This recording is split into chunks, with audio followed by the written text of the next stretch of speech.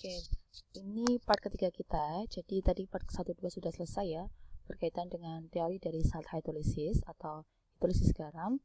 Nah, sekarang kita masuk ke perhitungannya.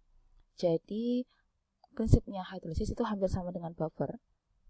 Ada dua tipe soal nanti. Tipe soal yang pertama bisa langsung masuk ke rumus. Itu misalkan kalau sudah ada garamnya. Tapi kalau belum ada garam, masih dalam bentuk acid and base, nah itu perlu pakai IRL ya, initial reaction and levover, seperti yang di bab buffer kemarin. Nah, sekarang ditunjukkan dulu untuk formulanya. Ini kita kembali ke nomor 1 kemarin ya, salt of strong acid and strong base.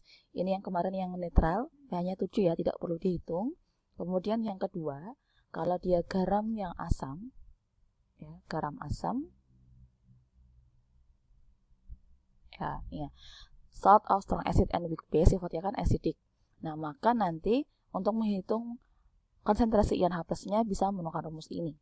Konsentrasi ion H+ sama dengan ini ya, akar Kw per Kb dikalikan M.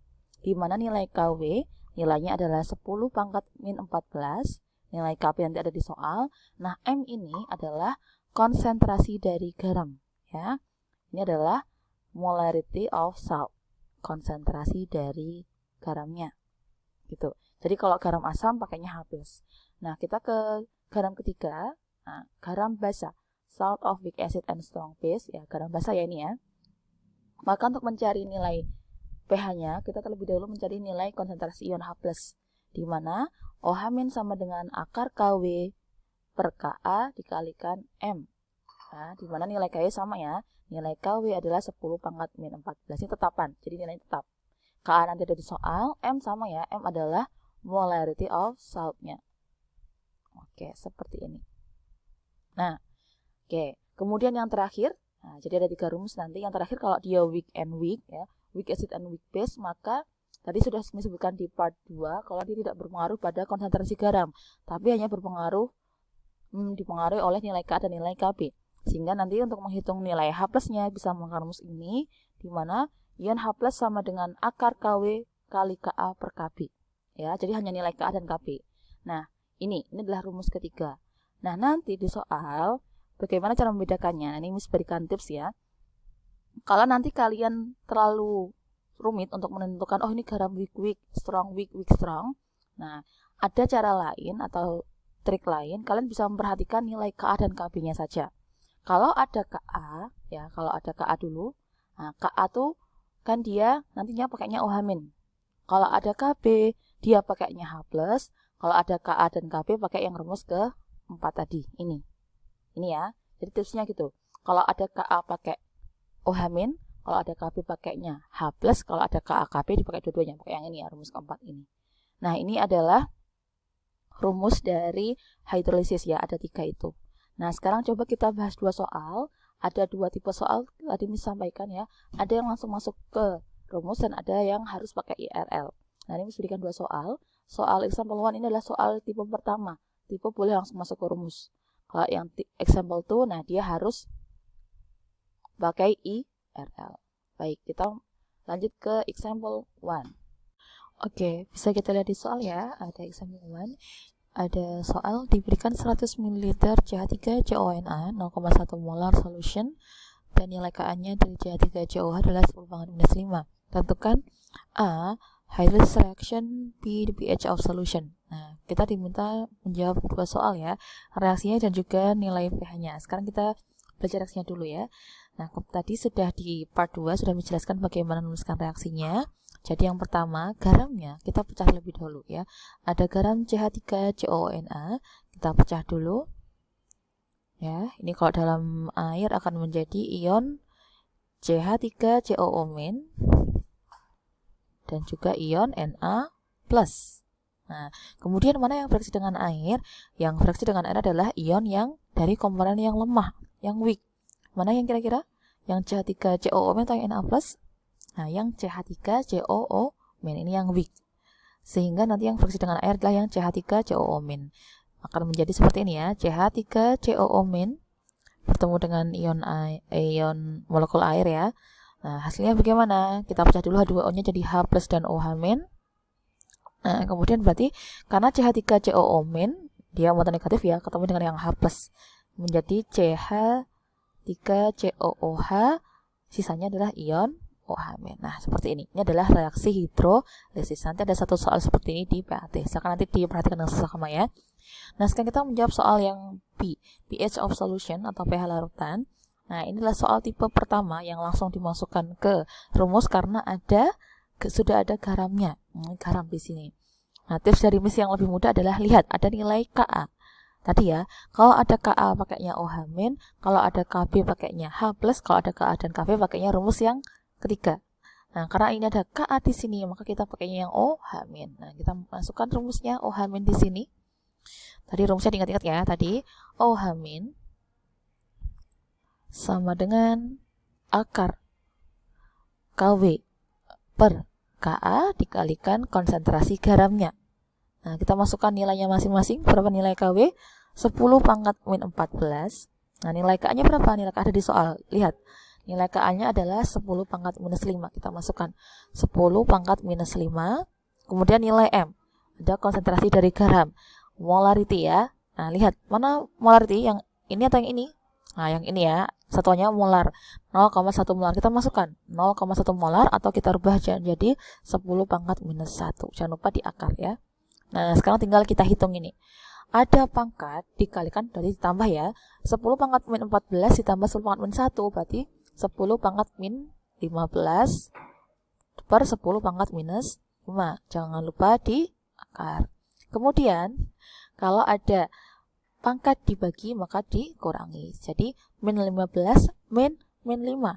Hasilnya adalah 10 pangkat minus 10 di akar. Kemudian yang terakhir, kalau ada pangkat di akar maka dibagi 2. Min 10 bagi 2 adalah min 5. Jadi hasilnya 10 pangkat minus 5. Ini adalah nilai dari konsentrasi ion OH-. Belum selesai ya, ini baru kita dapatkan konsentrasi ion OH-. Sekarang kita mencari pH. Nah, kalau mau ke pH berarti kita harus cari pOH dulu.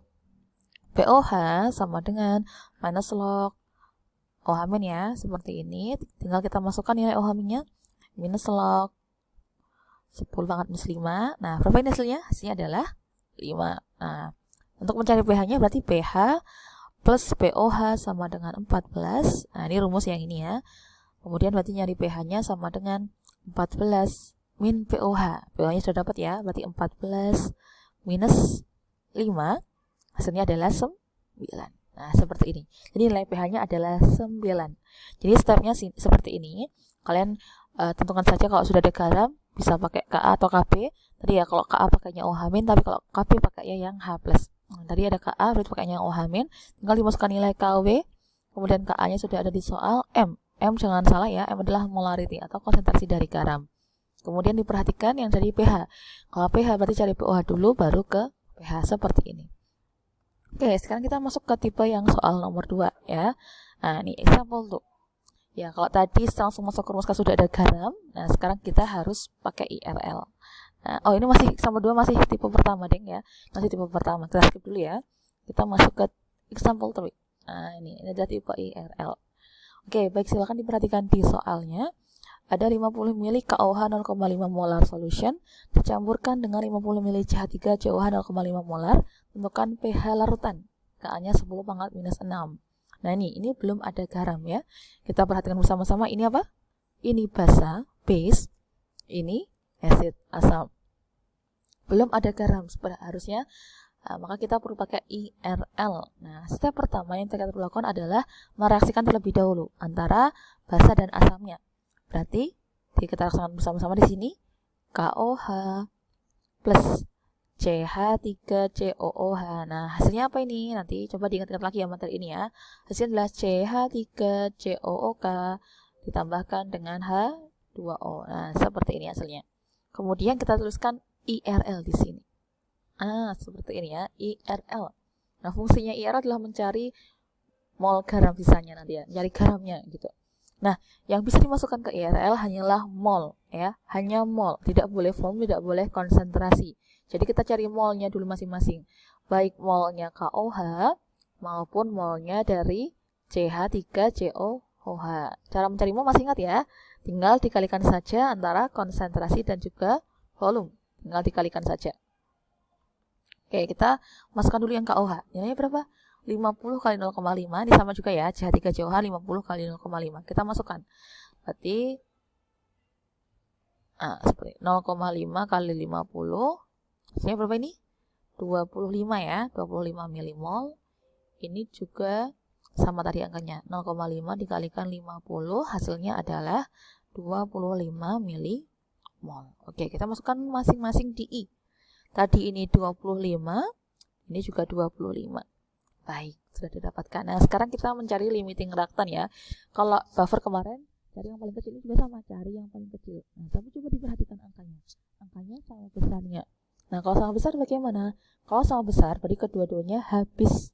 Ya, kedua-duanya habis. Jadi nanti KOH yang bereaksi juga 25, CH3COH juga 25.